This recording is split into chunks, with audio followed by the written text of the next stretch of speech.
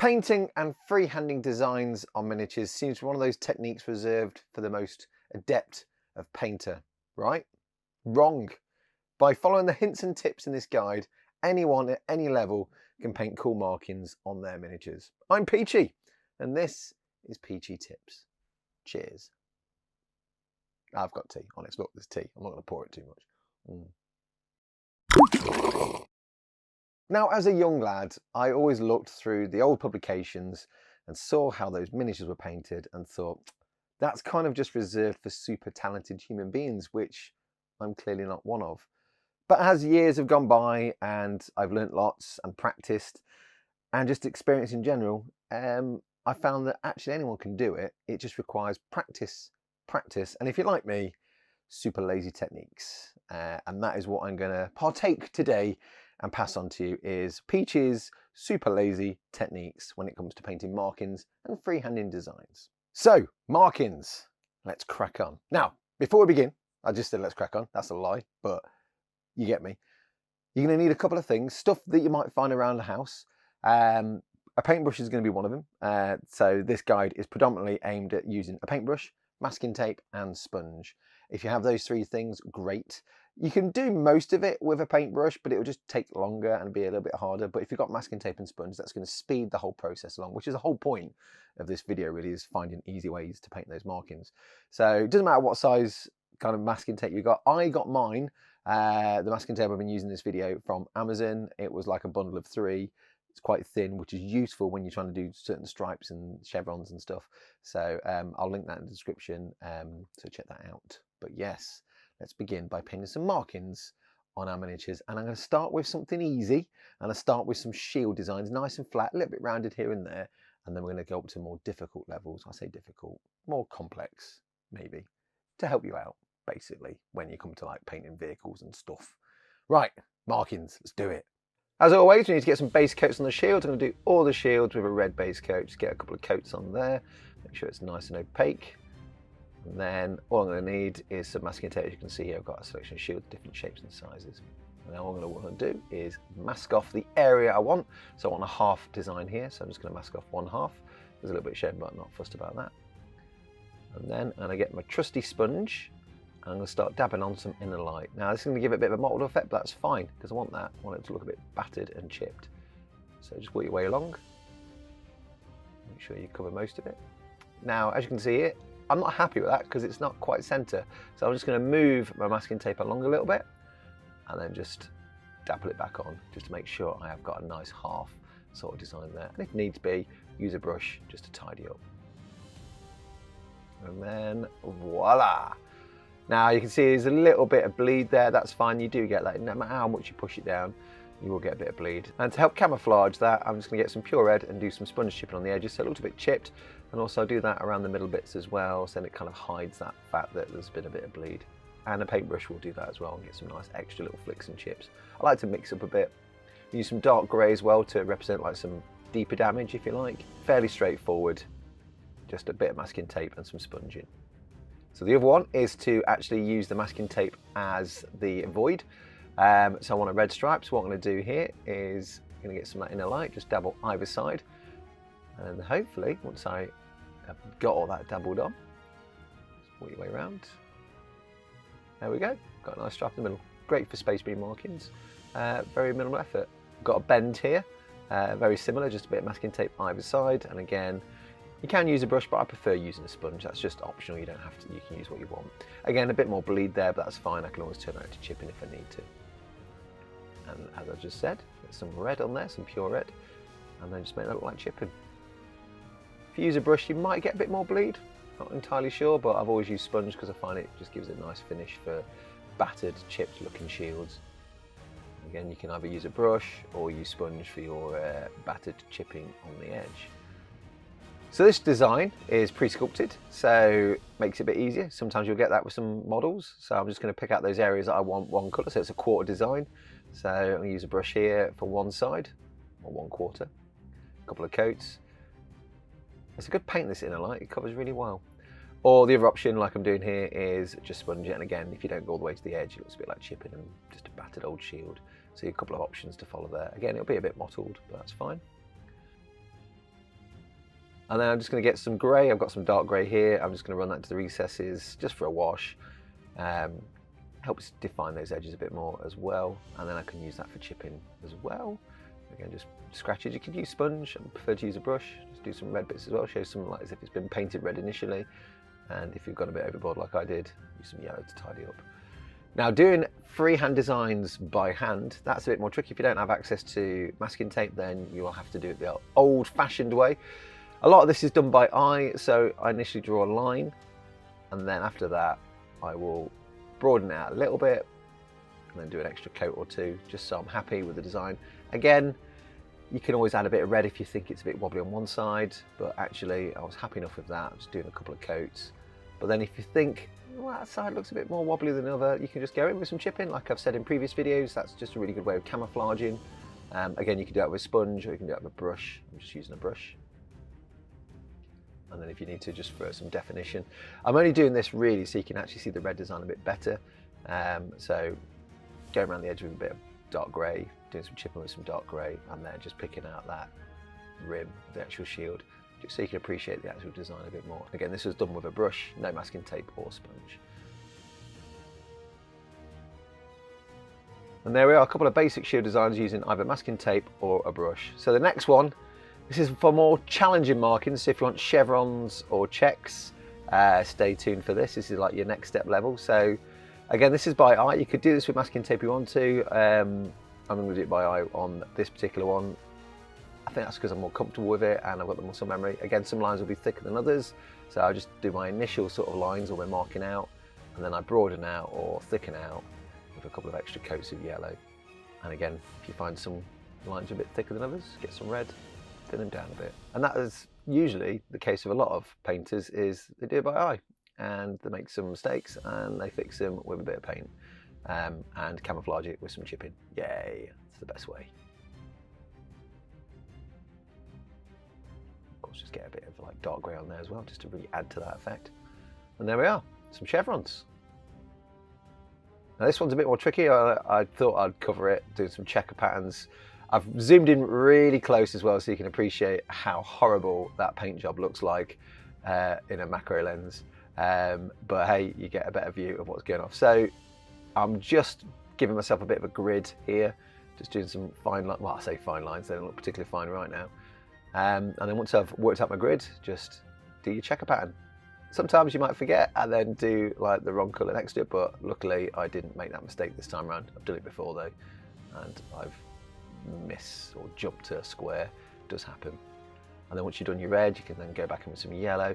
There is a little bit of war sometimes where you tie it with one colour and then you make a mistake and you have to tie it with another. It's fine, and that does happen. But from a distance, it will look okay.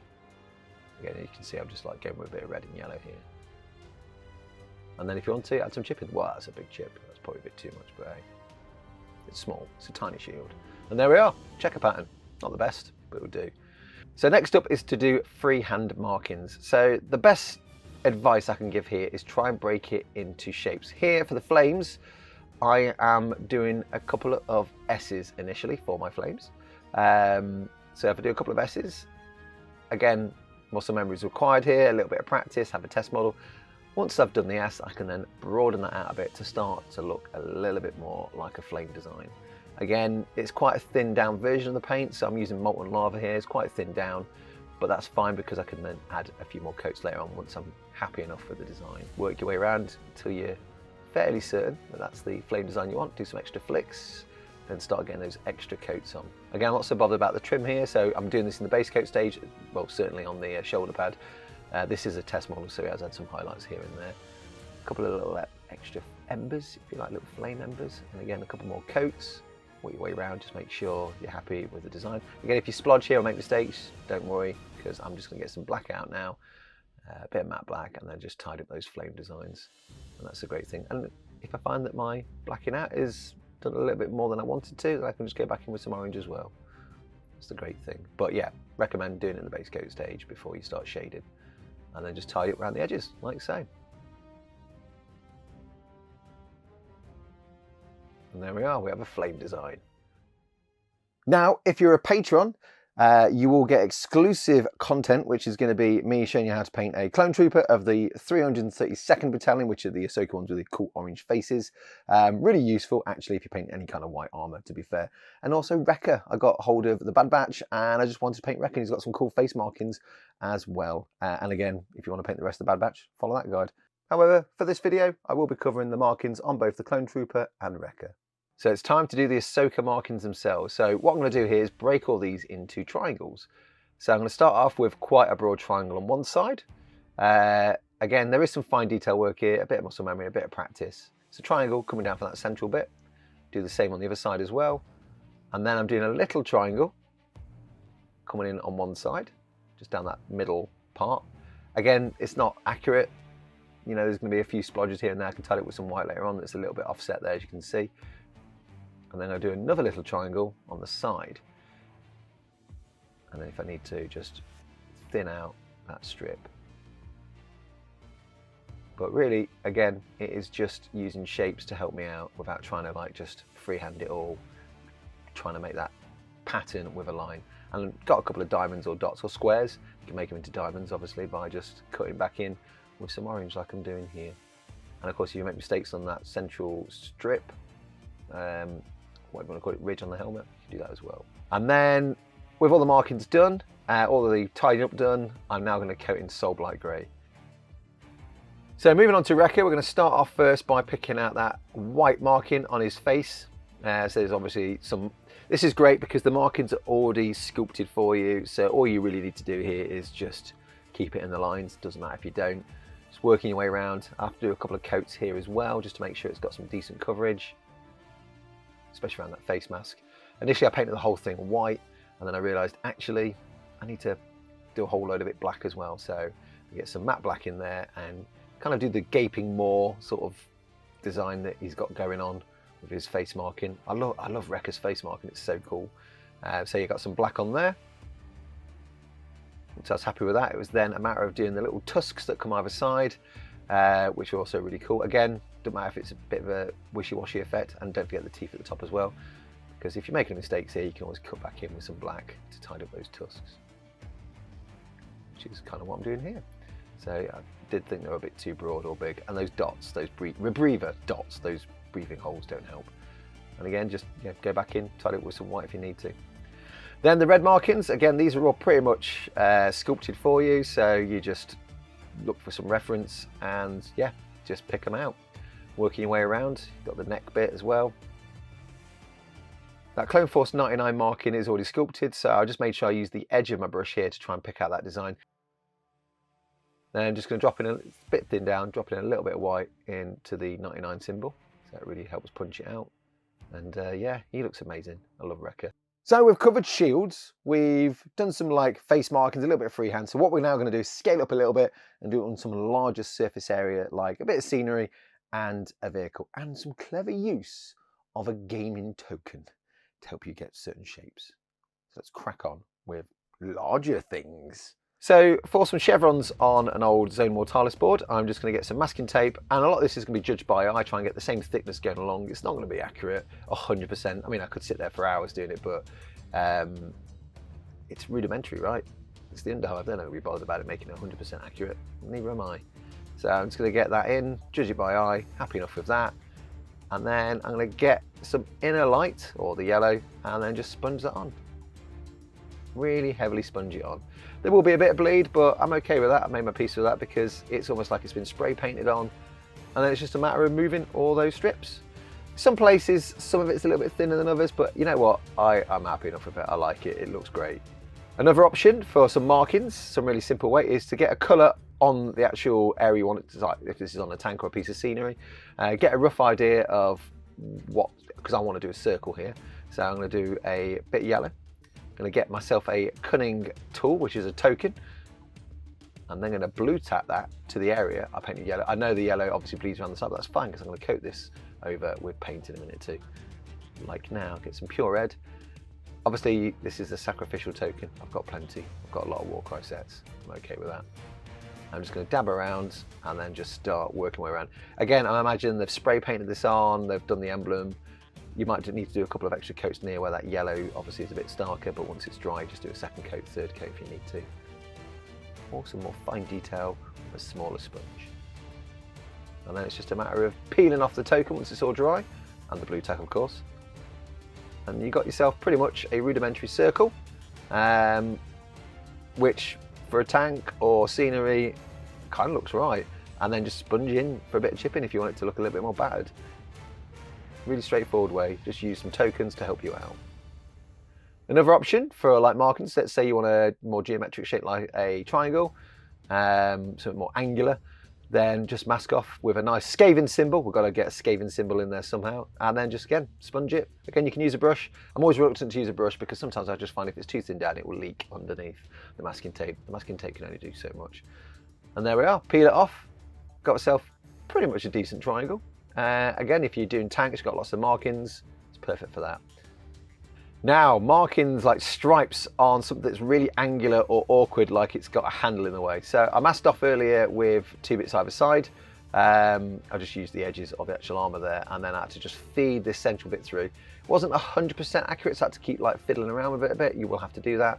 And then once I'm happy, it is again sponge central. You may notice I've used a lot of red and yellow in this video, but it kind of shows the effect. It doesn't matter what colour you're using really, any colour will do the job. It's more just showing the effect, and I just wanted to try the yellow and the red. And do a couple of coats if you need to, let one dry before you do the next, or use a hairdryer like I'm doing here. And then just peel it all off. And then pretty much you've got a bit of bleed here and there, granted, you've got yourself 2 stripes. Just by using some masking tape. And again, where that bleed is, get some sponge, make it look like chipping, be as light or as heavy as you want. That handle, I just thought I'd just turn it into red. You could wash over it, make it silver, doesn't really matter. Fine detail of a brush if you think it needs it as well. Again, you don't have to worry about the brush side. I just like doing it. I like to mix it up, having larger ones and smaller chips. And then just, yeah, this was just me, just wanted to black out some areas so it looked a bit more defined. It's not really necessary, but adds to the chipping and the effect. Firstly, thank you for getting this far in the video. I appreciate it loads. If you have enjoyed it and you found some useful things, do consider hitting that like and subscribe button down here somewhere.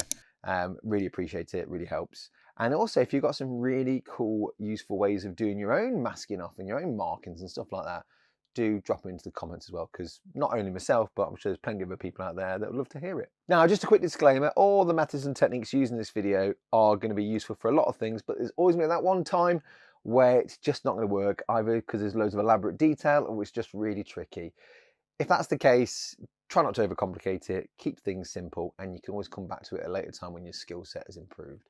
Now, I've had a lot of people reach out over the years with questions like, Peachy, how do you paint this really cool design I want doing, but really fast and easy? Chances are it's not going to be a fast and easy answer to that. It's going to be the long, hard slog.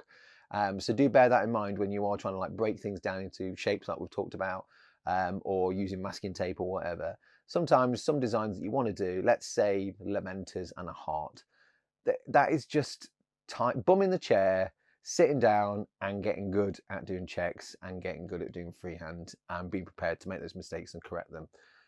That is just the case. Sometimes there is no sort of like special technique that's going to solve that problem with minimal effort, maximum effect. It's just the way it is. I've discovered that, and most of the time I just go, it's too complicated, I'm just going to make my own version, and that is what I recommend doing. Or just put it to the side and leave it for a future project. That's also worth doing as well. As always, I can't leave a video without thanking these beautiful people, as well as the rest of you amazing patrons that have been supporting me since I started on this wild and mad journey to do it on my own. You guys are amazing, you rock. I can't thank you enough for your support. If you do want to consider joining the Patreon as well, it's a great community, Discord. I jump in as often as I can. Obviously, if I'm not editing, I will just look at what people are saying. There's some great topics going off, and really just a really nice community, and I'm blessed to have them as like part of the Peachy gang, the Peachy tippers. The Peachy tippers. That sounds like we go round just like fly tipping everywhere. Maybe that's what we do. I don't know. Regardless, thank you, the Peachy tippers, the Peachlings. I'm sure there's a better name. You guys always come up with great names. You should come up with a great name. Drop some names in the comments. See if you got a great name for a tribe of peaches. A punnet. Maybe a punnet. It's the peach punnet. No, that's terrible. Yeah. Anyway, thanks. I love you. And if anything went wrong, there might be some bloopers. Don't know. I'm not sure anything did go wrong. I'm sure this was a smooth ride to the very end. Probably not. Definitely not. Right. Bye. Signing out. Got to press the button somewhere. There it is. I'm going to press it now. Oh, you know what I've not done for a while?